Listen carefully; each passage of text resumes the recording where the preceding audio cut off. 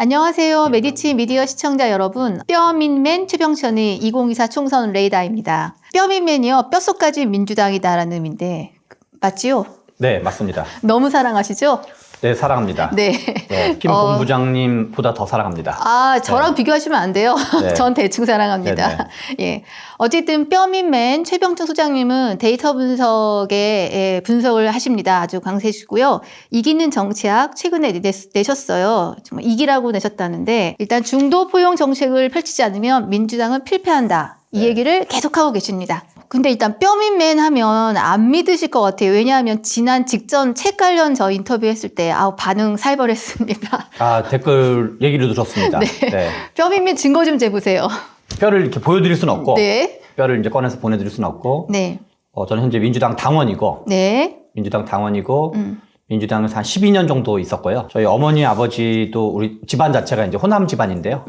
저희 이제 어머니, 아버지는 평화민주당, 1988년 총선을 앞두고 만들었던. 아이 집안 역사 하시면 안 돼요. 짧게. 평화민주당 당원이셔서 네, 저희 네. 아버님은 평민당. 김대중 대통령이 아유. 연설했던 거를 카세트 테이프로 녹음한 걸 틀어놓고 식사를 하셨던 분 중에 한 분이십니다. 그런 가정교육을 네. 받으신 우리 최병천 소장님이십니다. 가정교육을 제가 저는 약간 그거보다는 또 왼쪽에 있었어가지고. 예, 네. 알겠습니다.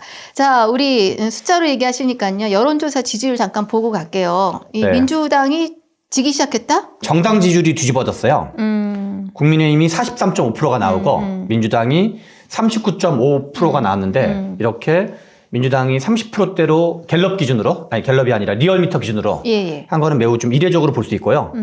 보여드리는 김에 어제 저녁에 JTBC가 이제 조사를 한 추적 조사가 있어서 재미있는 걸 보여드리려고 그러는데요. 내일이 총선이라면, 네. 제가 보내드린 거의 두 번째인데요. 내일이 총선이라면 지역구 투표는 누구에게 하겠냐? 그랬을 때 JTBC가 했던 조사인데요.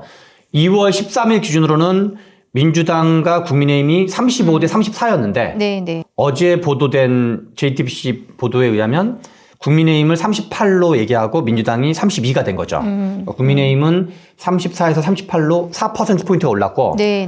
민주당은 35에서 32로 이제 한 3%포인트 정도가 떨어졌고 그 다음 걸 보시면 중도층이 좀 뒤집어졌어요. 정당 지지율 기준으로. 네. 더불어민주당은 중도 기준, 중도층이 한해서 35에서 25로 9%포인트가 줄어들었고 그다음에 국민의힘은 29에서 32로 3%포인트가 늘어났는데 네. 여기서 재밌는 포인트 중에 하나는 국민의힘이 오른 것보다 민주당이 떨어진 게 더 크다는 거예요. 그렇죠.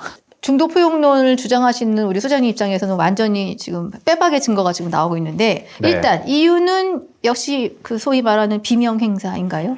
네, 비명 행사가 가장 중요한 이유인데요. 제가 이제 유행어라 그럴까요? 이번 총선 때 만들어낸 유행어가 몇 가지겠는데 그 중에 하나가 비명 행사 찐명 공천이란 말을 제가 처음으로 썼던 표현이었고요. 처음 쓰신 거예요? 예, 맞습니다. 오. 그래서 제가 페이스북에 올려가지고 그게 이제 기자들 사이에서 회자가 돼서 네. 이제 하나가 됐고 또 하나는 한동훈은 가랑비 전략을 쓰고 있는데 네. 이재명 대표는 감나무 전략을 쓰고 있다. 여전히 감나무 전략이다. 근데 약간 설명을 짧게만 해드리면 네. 지금 이제 원래 선거에서 정당 지지율이나 어떤 그 지지율이라는 건 유권자 연합의 성격을 가져요. 네. 그런데 민주당은 지금 소위 말하는 문명 갈등, 이제 친문 계열과 친명 계열이 여러 가지 이유로 싸우면서 문명 갈등을 통해서 민주당의 핵심 지지층이 지금 해체되고 있는 거죠. 그래서 앞에서 제가 보여드렸던 것처럼 JTBC 조사에서 민주당이 떨어진 거는 9%포인트고 국민의힘이 오른 건 3이라 그랬는데 민주당의 지금 문명 갈등이 못마땅한 민주당 지지자들, 그걸 소극적 지지자들 포함해서 그 사람들이 약간 지지를 일시적으로 이탈하고 있는 거죠. 그렇죠. 네, 어디로 갈지는 좀 봐야겠는데. 그래서 민주당은 지지 기반끼리 싸우면서 결속력이 약해지고 있고 이제 한동훈 비대위원장은 우리가 정치를 득점, 본전, 실점으로 보면 실점한 게 별로 없어요. 그래서 본전 치기를 하거나 아주 0.1점, 0.5점, 1점씩 살짝 득점을 해서 살짝 그 가랑비 옷 젖듯이 지금 약간씩 지지율이 올라가고 있는 거죠. 알겠습니다. 총선까지 40여일 정도 남았어요. 네, 한 45일 정도 남고요. 네. 예전에 총선에서 이런 여론조사하고 할 때 이게 어떻게 다시 뒤집히고 아직 많이 남았다고 봐야 되나요? 2000년 이후 총선부터는 대략 좀 기억을 하는 것 같은데요. 네. 그런 경우는 거의 없습니다. 이대로 간다? 그래서 이대로랑 그대로 가진 않는데요. 대략적으로 왜냐하면 지금 공천이 한 3분의 2 정도 됐거든요. 예. 전체 선거 판세 역시 3분의 2 정도는 결정된 걸로 봐야 됩니다. 민주당이 과반을 먹을 가능성은 윤석열 대통령이 담배 끊을 가능성보다 아니 술 끊을 가능성보다 조금 높은 정도로 봐야 된다. 이거 다 기억해서 나중에 네. 맞으면 제가 밥 사고 틀리면 제가 밥을 얻어먹는 걸로 좀. 저는 참고로 한우 고기를 좋아합니다. 네. 우리 시청자분들은 어떤 얘기를 하시려나 모르겠습니다. 아, 예. 좀 불길한 민주당의 뼈민면 입장에서는 불길한 거예요. 근데 이기는 정치학이 좀 팔리는 데 도움이 되려나? 이재명 대표 지난번에 제가 이제 뭐 좋은 불평등이라는 책을 썼을 때 네. 문재인 대통령이 추천해 주셔가지고 좀 판매에 도움이 됐는데 네. 이번에는 좀 반갑지 않게 이재명 대표께서 이 책의 어떤 그 좀 경고성 예언, 경고성 예언이 민주당이 질 가능성이 많으니까 혁신이 중도 확장을 열심히 해야 된다. 네. 그래야지 우리가 살짝 지고 있는 거를 이길 수 있도록 할 수가 있다. 네. 그런데 지금 이 책에서 어떤 그 조언해준 이재명 대표가 조언해준 거랑 완전히 정반대로 이기는 정치학이 아니라 지는 정치학을 지금 예. 하고 있습니다. 알겠습니다. 자, 그래도 우리 민주당을 사랑하는 마음으로 네. 네, 두 번째 주제 바로 가볼게요. 비명 행사에 연결된 건데 이 주제를 저희가 오늘 다루려고 했어요. 근데 네. 전망 정도를 보려고 했는데 우와 바로 시작하기 전에 네. 민주당이 발표를 했습니다. 네. 임종석 네. 전 비서실장 공천을 못 받았습니다. 네. 이게 어때요? 똥볼 찬 건가요, 민주당? 아니면 더 깊은 뜻이 있는 건가요? 더 깊은 뜻은 별로 없어 보이고요. 똥볼 중에 좀 비교적 큰 똥볼로 봐야 되고요. 똥볼이라면 잘못 찬 거죠. 허공을 그렇죠. 향해서 네, 꼴대를 향하지 어떤 이제 않고. 마이너스 정치를 지금 하고 있는 건데요. 왜? 2016년도에 박근혜 친박 계열이 뭐 네. 진박, 찐박, 뭐 찬박 별의별 회기망측한 말들을 만들어내면서 유승민 원내대표를 찍어내고 김무성 씨랑 이제 옥새 파동이 있었는데 지금 그런 거를 지금 이재명 대표가 주도해서 친문 계열 및 비명 계열한테 뭔가 이러저런 약간 그 비주류 공천 학살을 하고 있어서 2016년에 박근혜 당시 새누리당이 122석을 받았거든요. 민주당도 122석 미만이 매우 유력해 보인다고 전망하고 있습니다. 근데 일단 임종석 전 비서실장의 공천은 굉장히 장고였어요, 나름. 네. 얘기가 엄청 많이 나왔으니까. 그 앞단에 우리 이해찬 의원이 뭔가 했다는 얘기도 들리는데 그거 조금 설명해 주시죠. 배경 설명을 짧게만 드리면 임종석 전 의원이 실은 문재인 정부 비서실장이었다는 게 중요해요. 네. 그래서 문재인 친문 진영을 약간 상징하는 사람이 된 거죠. 저는 뭐 상징하는 사람은 홍영표, 전해철 여러 사람이 있을 수 있지만 특히 문재인 대통령 시절에 비서실장을 했던 사람한테 뭔가 계속 모욕적인 여러 가지를 하고 있다. 네. 이게 하나가 이제 친문 진영이 뭔가 화가 나게 되는 하나고 네. 두 번째는 최근에 이제 한겨레 신문 단독 기사였는데 이해찬 전 대표가 이재명 대표에게 임종석 공천을 줬으면 좋겠다. 네. 그래야지만 명문 정당, 친명과 친문의 어떤 화합을 상징하는 키워드인데 네. 명문 정당이 유지가 될 수가 있다라고 했다라는 게 이제 언론이 보도가 됐거든요. 네. 그러면 이해찬 대표는 친문 쪽 출신이지만 이재명 대표를 비교적 초기부터 지지했던 그쵸. 또는 일관되게 되게 헌신적으로 도와줬던 분인데 이재명 대표가 이제 이해찬 대표의 요구까지도 거절한다는 얘기는 뭔가 이제 약간 이해찬 대표와의 관계를 뭔가 틀어지는 것도 감수하기 때문에 어떤 되게 상징적 사건, 그러니까 두 가지 의미의 상징적인 거죠.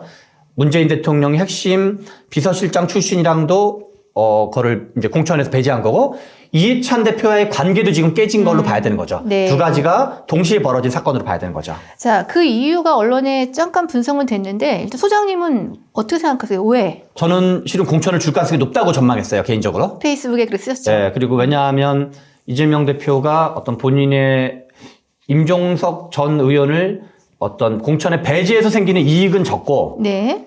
손해는 제가 보기에는 되게 분명하거든요. 네. 그래서 저는 이재명 대표가 뭔가 오판을 하고 있다. 그러니까 본인을 중심으로 약간 어떤 그 자기를 중심으로 하고 뭐 이기적인 판단을 하고 친명 개파 중심 사고라는 걸 다 인정한다 하더라도 그런 걸 다 인정한다 하더라도 오판을 하고 있다라고 생각을 합니다. 왜 이 전 비서실장 임종석 비서실장을 공천을 안 줬냐 이유에 대해서 제가 본 최근 기사는 일단 지금 윤 정부를 만들어낸 주 범인이 전 정부다. 네. 그러하니 문 정부에 대한 책임을 져야 하니까 누구든 져야 되고 그 대표적 상징성으로 임종석 전 비서실장에게 안 줬다. 이게 이제 공천 안 준 이유예요. 이렇게 어떤 언론이 분석한. 네. 이게 타당한 분석인가요? 그러니까 정치라는 거는 타당하지 않은 분석이라고 봐야 되고요. 네. 정치라는 거는 최병천이 잘생겼다 못생겼다는 건 최병천 개인의 생각이 중요한 게 아니라 네. 유권자 다수의 생각이 중요한 거거든요. 네, 네. 그래서 항상 저는 그렇게 표현하는데 정치는 다수의 주관과 소통하는 커뮤니케이션 산업이다 라고 표현해요. 그런데 지금 사람들은 임종석 씨에 대한 공천을 둘러싼 논쟁을 네. 문명 갈등, 문명 파괴의 관점에서 보는 거지 전 정부 책임론의 관점으로 보는 거의 시각은 매우 제한적이라고 봐야 되고 전 정부 시각에서 보는 게 맞다라면 추미애 씨 같은 사람은 공천을 주면 안 되는 거거든요. 예. 그래서 그거는 일관성과 논리적 형평성이 아무것도 없는 거기 때문에 추미애 전 장관은 준다 그러고 네. 임종석은 안 준다 그러고 앞뒤가 한마도 안 맞는 말이거든요. 아니, 그러니까 이제 몇 명만 살리는 거지. 윤건영 전 의원도 살렸잖아요. 아니 그 전 정부의 상징적인 사람 중에 한 명에는 임종석도 있을 수 있지만 추미애도 당연히 포함된 네, 거거든요. 뭐 그렇죠, 그렇죠. 심지어는 추미애 전 장관에서는 보수의 어머니라는 표현도 있거든요. 네. 그래서 그리고 그거는 일종의 친명 진영 일부에서의 어떤 변명은 될 수 있을지 모르지만 친문 진영 및 비명 진영 그리고 국민 다수가 공감할 수 있는 어떤 목소리는 아닌 거죠. 네. 근데 만약에 선거의 시작이 공천이라면 내부의 소위 반명, 뭐 비명으로 불리는 세력들에게 공천을 주고 끌어안는 것이 중도 확장 전략의 출발점일 수도 있었다? 이렇게 볼 수 있는 건가요? 지금은 우리가 민주당의 3대 지지 기반, 네. 핵심 지지 기반이 친문, 친명, 호남 세 집단이 민주당의 현재 원래 지지 기반이에요. 그리고 여기에 좀 추가가 되면 그 다음에 2030 여성이 추가되는 거고 수도권 50대 화이트 칼라가 추가돼서 그 5개가 추가되면 그게 지난 대선 이재명 대표 지지율이에요. 네. 이재명 대선 후보 지지율이고 여기에 2030 남성이 추가되면 그게 탄핵 촛불 연합이었다고 봐야 돼요. 네. 그래서 요 세 집단은 중도 확장도 아니에요. 그냥 네. 원래 민주당 지지자예요. 아, 원래. 근데 현재 이재명 대표가 하는 건 중도 확장은커녕 민주당 지지자를 파괴하고 있는 거야. 그래서 민주당이 크게 참패할 가능성이 높다고 보는 이유가 예. 지난번 2016년 친박 계열이 유승민, 김무성을 공격을 했잖아요. 그러면 새누리당 지지율이라는 건 김무성을 좋아하는 지지자, 유승민을 좋아하는 지지자, 박근혜를 좋아하는 지지자가 섞여 있는 게 새누리당 지지율인 거거든요. 그래서 이거는 당 지지층의 자기 파괴, 두동강, 세동강이기 때문에 그거는 뭐 중도 확장을 얘기할 거리가 아니에요. 그냥 분열 촉진 전략인 거야. 의도했든 아니든 간에. 소장님은 그래서 그렇게 지금 반발하고 있는 세력은 앞으로 거치가 어떻게 될 거로 보십니까? 이번에 이제 그 11시 좀 지나서 임종석 씨 공천이 배제됐다는 결정이 나왔었고. 네. 그리고 고민정 최고위원이 최고위원을 사퇴했고. 사퇴했어요? 회의 사퇴했어요. 참석 오늘 불참한 게 아니고? 그러니까 뭐 어제까지는 이제 보이콧을 하셨고. 예. 오늘은 이제 사퇴를 하셨죠. 네. 최고위원을 사퇴했고, 제가 생각하기에는 친문 진영이 쓸 수 있는 카드가 별로 없어요. 예. 쓸 수 있는 카드가 별로 없어서 이러저런 문제제기성 입장 표명 정도는 할 수 있는데 어떤 저는 액션 플랜으로 작용할 가능성은 별로 없다고 봐요. 그래서 다만 여기는 우리 이제 노무현 대통령이 있었고 문재인 대통령이 있어가지고 어떻게 보면 민주당의 가장 그 덩어리 큰 쪽은 친문 진영으로 봐야 되거든요. 네네. 그래서 이번 총선이 끝나기를 기대하는 것 외에는 그래서 총선 이후에 뭔가 제대로 된 평가 투쟁 그런 식으로 할 가능성이 많지. 지금 뭐 이렇게 아비규환을 싸울 확률은 저보기 높아 보이진 않는다. 얻는 게 별로 없다. 그래서 지금 민주당은 지금이라도 뭘 해야 한다고 생각하세요? 민주당의 지지율이 떨어지는 이유는 크게 두 가지 때문입니다. 하나는 민주당 지지층이 두동강, 세동강 나고 있는 거고 또 하나는 민주당 지지자가 아닌 중도층들이 보기에 민주당은 되게 사심 가득한 공천을 하고 있고 불공정한 공천을 하고 있다라는 어떤 부당함에 대한 도덕관념이 작동을 하고 있는 거거든요. 이거를 수습하려면 이재명 대표가 불출마를 해야 돼요.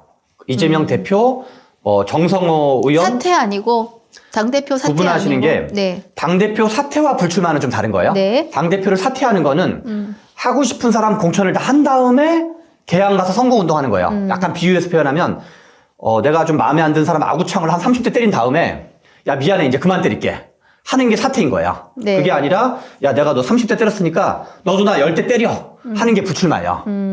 아니 맞은 사람 입장에서는 몇 대라도 때려야지 화가 풀리는 거지. 그래서 사퇴를 해서는 제가 보기에는 이거 수습이 안 되고 불출마를 해야지 수습이 된다. 그리고 이 사퇴가 너무나 커졌기 때문에 그러니까 사퇴가 아니라 사태가 커졌기 때문에 그 어떤 이제 이 뭔가 이재명 대표 혼자 정도가 아니라 정성호, 조정식 같은 사람이 같이 동반 사퇴를 해야 된다. 동반 불출마를 해야 된다. 그래야지만 잘못을 인정하네 라고 받아들여지는 거죠. 동반 불출마는 그 자리에 결국은 소위 말하는 반명이라고 불리는 분들 공천을 준다는 의미기도 아니죠. 거예요? 그건 아니고 본인의 불출마가 중요한 거죠. 그건 뭐 그 다음 문제인 거고. 친명을 주든 뭘든 간에 그건 그 다음 문제인 거고. 다만 안타까운 것은 네. 이재명 대표의 사퇴 가능성을 말씀하지 마세요. 알겠습니다. 아직 몰라. 조금 나중에 얘기하세요. 알겠습니다. 네. 네. 자, 우리 아까 가랑비 전략 쓰고 있는 국힘 잠깐 이야기하고 오늘 맞춰볼게요. 지금 현역 의원 물갈이를 엄청나게 할 것처럼 하다가 여기도 용두삼이 결국은 윤심으로 갔다. 이런 얘기 나오는데요. 여사님이 막았다. 뭐 이런 얘기도 들리고 어떻습니까? 이게 공천 전략이 선거에서 하나는 리더십, 리더 대결, 공천 대결, 정책 대결 세 가지가 있다고 치면 리더와 공천이 전체 선거의 한 90 내지 90% 정도를 결정한다고 봐야 되고 90 내지 95%를 결정하고 정책 요인은 한 5 내지 10%를 봐야 되거든요. 생각보다 작네요. 네, 거의 뭐 5 내지 10%도 많이 쳐줘서 많이 쳐줘서 5 내지 10%고 경우에 따라서는 뭐 0.5% 내지 1% 정도 될 수도 있는 건데요. 그래서 실은 이제 그런 의미에서 지금 큰 틀의 선거는 결정됐다고 봐야 되는데 많이 한 3분의 2 정도는 지금 결정됐다고 봐야 되는데 그런데 그러면 공천 전략에서 중요한 게 뭐냐면 언론의 스포트라이트가 모이기 때문에 박수받을 방식을 먼저 해야 되고 비난받을 걸 뒤로 미뤄야 돼요. 그런데 지금 민주당은 비난받는 걸 지금 먼저 한 거고 뒤에 박수받을 게 있는지 없는지는 잘 모르겠어요. 아무튼 비난받을 거를 속된 말로 약간 욕을 바가지로 얻어먹고 있는 거고 국민의힘은 상대적으로 민감한 진영, 강남, 대구 경북을 지금 뒤로 밀어놨어요. 그래서 그거는 뭐 김건희 여사가 했는지 안 했는지 잘 모르겠지만 그냥 정치적 전략 전술, 정무적 판단으로 보면 국민의힘은 뭔가 조심조심 한 거고 근데 민주당이 워낙 시끄러웠기 때문에 상대적인 대비 효과도 있었고 그래서 국민의힘이 민주당과 비교할 때 물론 국민의힘의 문제점은 현역 교체가 지금 거의 제로에 가까워요. 그쵸. 그래서 맹탕, 뭐 내지는 뭐 맹탕 공천, 뭐 감동도 그러니까 갈등도 없지만 감동도 없는. 그런데 중요한 건 역시도 정치는 상대평가거든요. 근데 유권자 입장에서는 야 그래 민주당이 더 잘했어, 국민의힘이 더 잘했어. 민주당이 더 못했어, 국민의힘이 더 못했어. 라는 거에서 국민의힘은 어떻게 보면 약간 제자리에 그냥 멈춰 있는 거예요. 잘한 것도 없고 못하는 것도 없고. 근데 민주당이 푹 망쳐버린 거죠. 그러니까 이 격차 때문에 여기가 좀 더 정신 멀쩡해 보이는 거죠, 상대적으로. 어쨌든 국힘은 지금 그 밥에 그 나물로 가고 계십니다. 민주당이 뭔가 분화되면 제3지대가 이번 총선에서 역할을 할지 그건 또 남은 날에 하기로 하고요. 160석 가능하다 이런 얘기가 나와서 또 한동훈 위원장이 여러분 진정하세요. 우리 겸손해야 합니다. 이렇게 말했다는데 실제 가능성 있다고 보세요? 국민의힘의 장성민 씨가 150 내지 160석 정도 가능하다고 얘기했고 한동훈 비대위원장이 잘하고 있는 건데 그런 의석 전망 같은 거 하지 마라. 왜냐하면 이제 국민들이 보기 오만하게 볼 수 있기 때문에 라고 그거를 이제 어떤 경고를 발언한 것도 정무적으로 잘 대응한 거를 볼 수 있는 거죠. 그런데 저는 저한테 만약에 지금 이렇게 뭐 돈 내기도 한다. 이제 의석을 전망한다. 비례 포함해서 저는 한 160대 120석 정도를 전망하겠어요. 국힘 160? 국힘 160, 민주당 120. 참고로 2012년 총선 때 민주당이 이명박 정부 5년 차, 임기 5년 차에 정권 교체 에너지가 지금이랑은 잽도 안 될 정도로 어마어마하게 있을 때 당시 그리고 새누리당의 박근혜 비대위원장이 있을 때였는데 새누리당 152석. 민주당 127석. 그래서 25석 격차로 졌던 적이 있었고요. 그리고 앞서 말한 것처럼 2016년 총선. 그때 그 진박간별 논쟁을 하면서 유승민, 김무성을 쳐냈을 때 그때 새누리당이 122석이었거든요. 그래서 122석, 그다음 민주당 127석인데 저는 민주당이 127석보다는 더 적게 나올 확률이 매우 높다라고 보고 있습니다. 세계는 분투하면은 겨우겨우 이기거나 겨우겨우 진다고 그랬는데 더 지금 심각한 상황으로 보시는 거예요. 이재명 대표가 이 책과 아무 관계없이 이 책과 정반대로 저는 이기는 정치학을 하라고 제 딴에는 이제 작년 한 해 내내 이제 고생해가지고 민주당의 승리를 바라며 쓴 책인데 지는 정치학 그래서 어떤 우리가 선거 폭망의 케이스 스터디 같은 걸 좀 하고 있는 거죠.